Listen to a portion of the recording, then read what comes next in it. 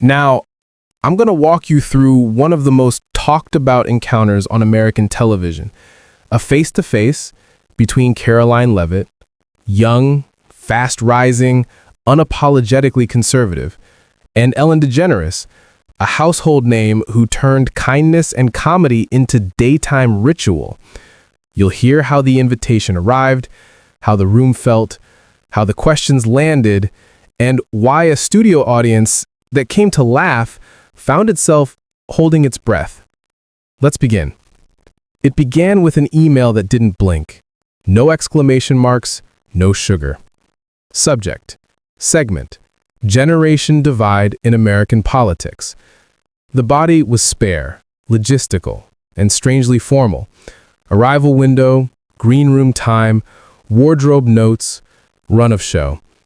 On Caroline's phone, it looked small, almost timid, but the weight of it was obvious to anyone who reads the air for a living.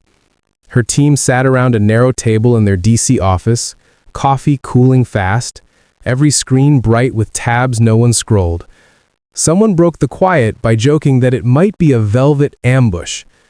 Someone else reminded the room that cameras are friendlier than the edits they lead to. Caroline listened with that stillness she wears when deciding. She didn't fill silence with the comfort of extra words. When she spoke, her voice didn't rise, it narrowed. We'll go prepared. Preparation in her circle didn't look like a hunt for viral lines. It looked like reading transcripts and watching how people breathe between their jokes. The team pulled clips. Interviews where Ellen cut to a grin to disarm. Interviews where she leaned forward and let a pause act as a nudge. Interviews where a guest mistook the warmth for surrender. Know the room, Caroline told herself. Not like a mantra, but like a map she'd already drawn. She traveled light, a navy jacket in her carry-on, notes trimmed down to bones. On the flight, she looked out at a sky whose edges never end. In the aisle, a toddler laughed at nothing, and a row behind them, a couple whispered over a crossword. You can tell a lot about a country by its airplanes: who sleeps, who stares, who prays. Caroline didn't sleep. She folded the paper with the run of show and slipped it into the seat back, then took it out again and smoothed the crease. Los Angeles greeted her with that bright, indifferent confidence it keeps year-round. The studio lot smelled faintly of dust and fresh paint. Security badges flashed at the gate, golf carts zipped past with tidy urgency, and somewhere a leaf blower performed its lonely ritual. A production assistant led her through corridors that seemed designed to keep nerves busy counting doors. There were framed photos of past guests, 1,000 smiles stitched into a wall. Green room is here, the assistant said, cheerful but practiced. Water, coffee, tea? Water's good, Caroline answered.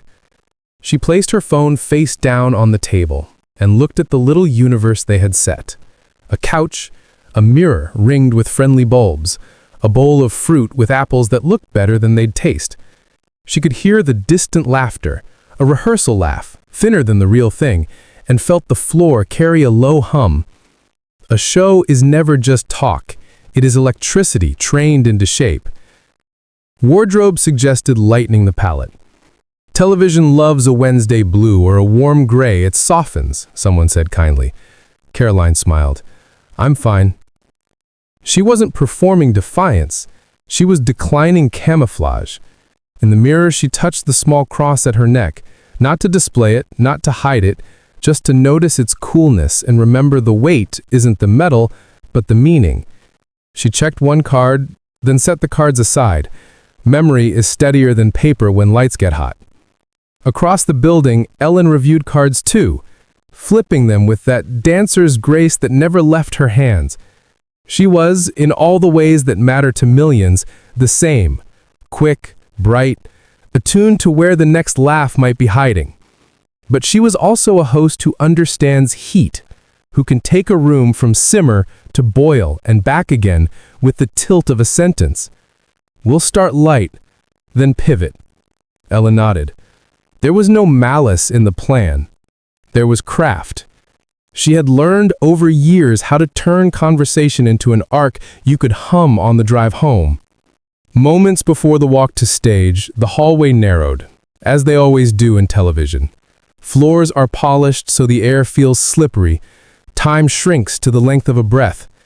The stage manager, kind eyes, headset askew, counted down, without counting. He said, "We're up in 30.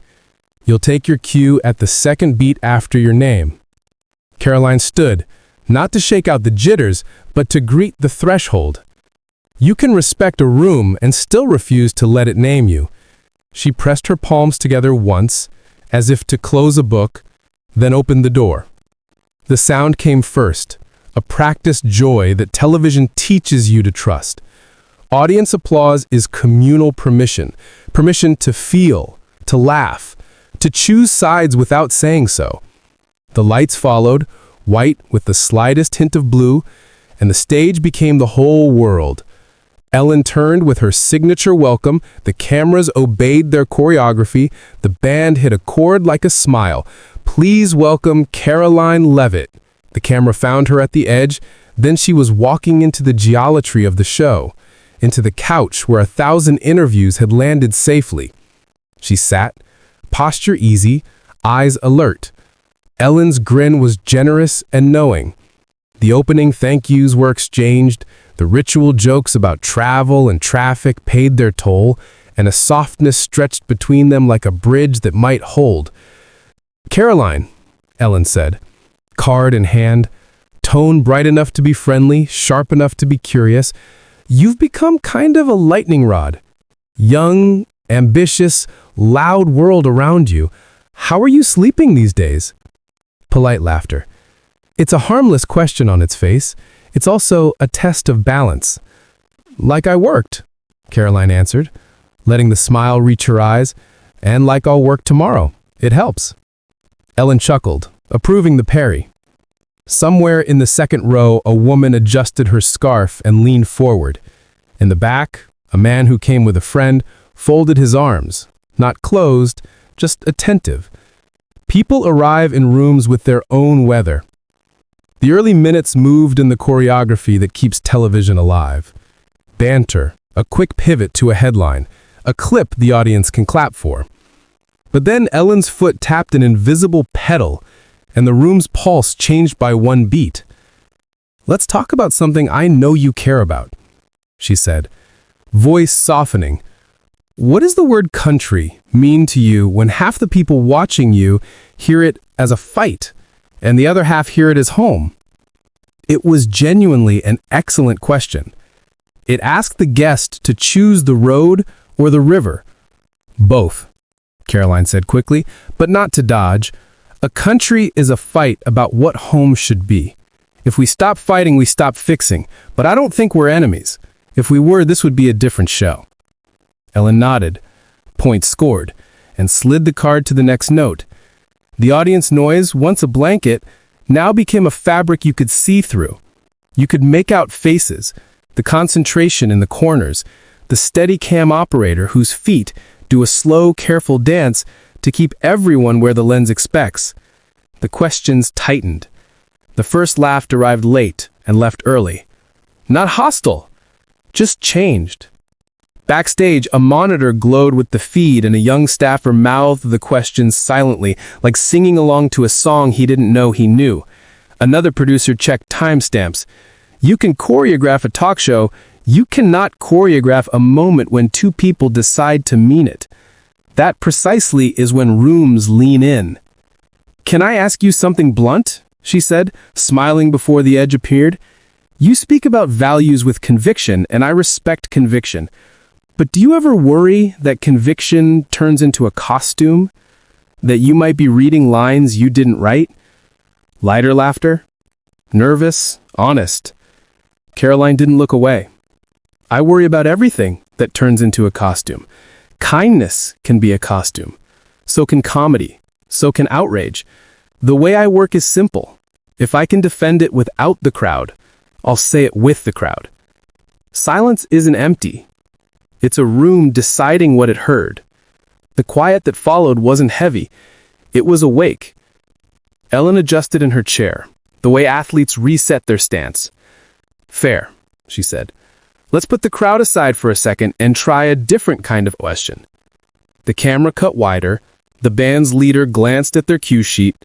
Time, which had been obedient, took a breath and waited to see where this would go. A television audience knows when theater ends and weather begins. The second act arrived like a pressure change, visible only to those who've lived through one. The questions were not cruel. They were careful in a way that can feel like a sharper blade. "Do you believe," Ellen asked, "that politics as performance is hurting us more than it's helping?" The sentence was generous, the subtext was not. Caroline could choose to repair or to refuse. "Performance isn't the problem," she said. "Pretending there isn't a cost is the problem. I try to speak in ways that would still make sense if the microphones died." A few claps traveled through the room like stones skipping water. Not loud, not unanimous, but real. Ellen's eyebrows lifted a shade that said both "point taken" and "next point ready." She's a veteran. Her talent has never been cruelty. It's timing. She knows how to place a sentence where you'll feel it later. You've worked with people who divide. You talk like you want to stitch. How do you reconcile those? The calibration was beautiful. Caroline answered without speed. "I work with people who choose. Division isn't a magic trick, it's a decision. I'm deciding to keep talking to rooms that don't owe me their kindness." That was the first pivot the audience recognized as a pivot. The laugh that wanted to arrive was replaced by a kind of murmur that lives between rooms. The third row man who had folded his arms unfolded them and rested his hands on his knees. The woman in the scarf pulled at a loose thread and then stopped herself from pulling more. The band's bassist, who had watched 1,000 conversations at safe distance, found himself smiling without meaning to. This is the middle of an arc, when a talk becomes a listen. Ellen could have softened there, let the segment round itself with a tidy bow. Instead, she did what good hosts do. She sharpened, not to wound, but to get through the rind. "When you defend the people you defend," she said, "careful with pronouns, careful with verbs. Some of my audience hears you defending harm. Do you hear them?" Caroline didn't blink. "I hear them," she said. "I also hear this. Sometimes we mistake disagreement for dismissal. I'm not dismissing their pain. I'm saying the answer to pain has to be bigger than applause."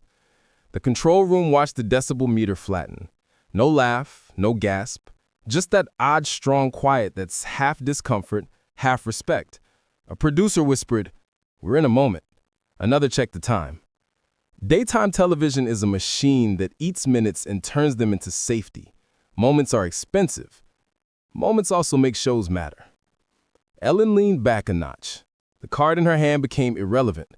"Tell me about the necklace," she said, surprising everyone, including herself.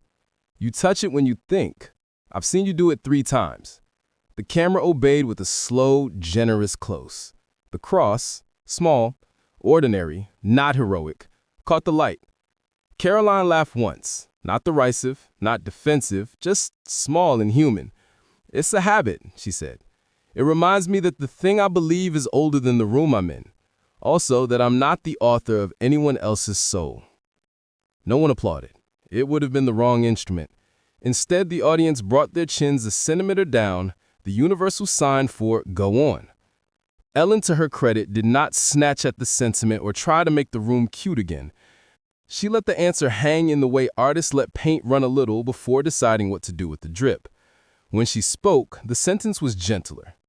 "Do you think we ask too much of rooms like this?" Caroline didn't rush.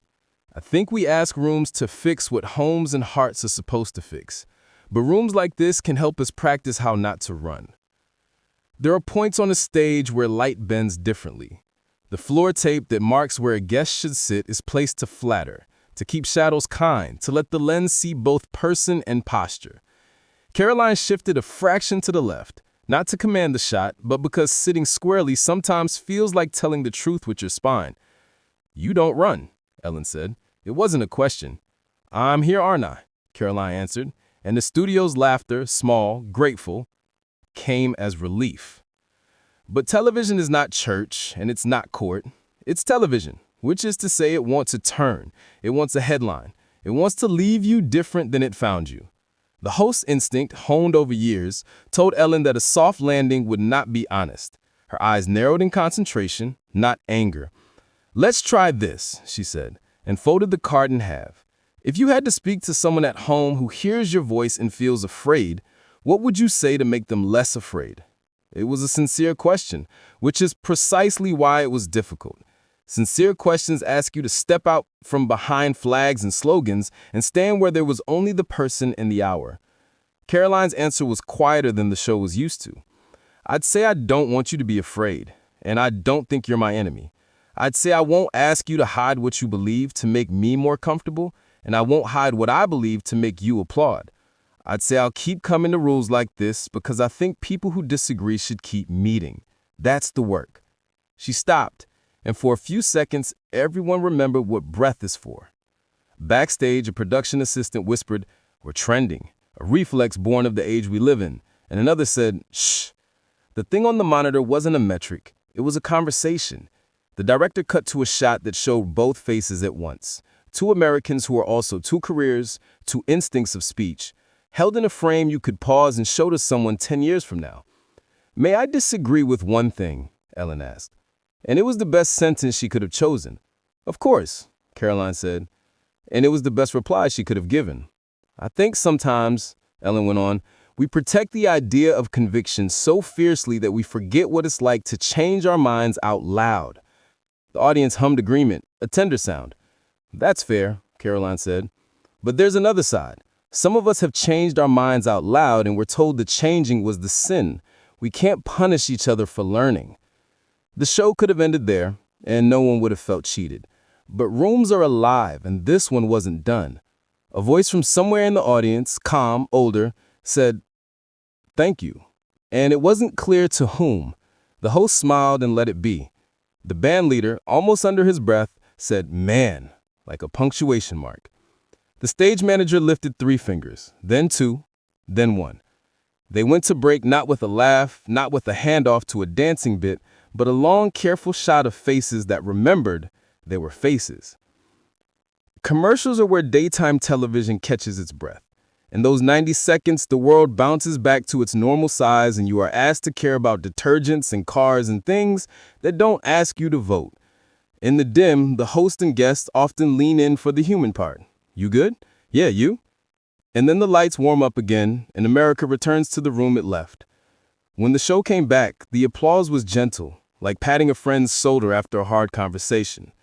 Ellen welcomed the audience back with that slightly hoarse tone everyone gets when they've been sincere. "Let's keep going." And no one groaned. There's a point in any long exchange where time slows enough for you to choose the tenor of the rest. The show reached it when Ellen set the cards aside entirely, palms open in a gesture she uses when she wants to set the table again. "Caroline," she said, "I spent a career making rooms feel light. Sometimes the light makes people feel seen. Sometimes it makes them feel dismissed. I'm working on knowing the difference in the moment. If I've ever made you feel the second while aiming for the first, I'm sorry." It wasn't a grand apology, it was the good kind, specific, earned by the context that made it necessary. You don't teach a room to listen by ordering it, you teach it by demonstrating you can listen first. Caroline didn't take a victory lap. She didn't weaponize grace. "Thank you," she said simply. "I can because you asked. I stayed because you listened. I'll disagree with you often. I hope you keep inviting people you'll disagree with back." The audience applauded, not as a team but as a group of neighbors. The difference is obvious if you've ever lived in a place where people knock on each other's doors for sugar and also argue about everything else.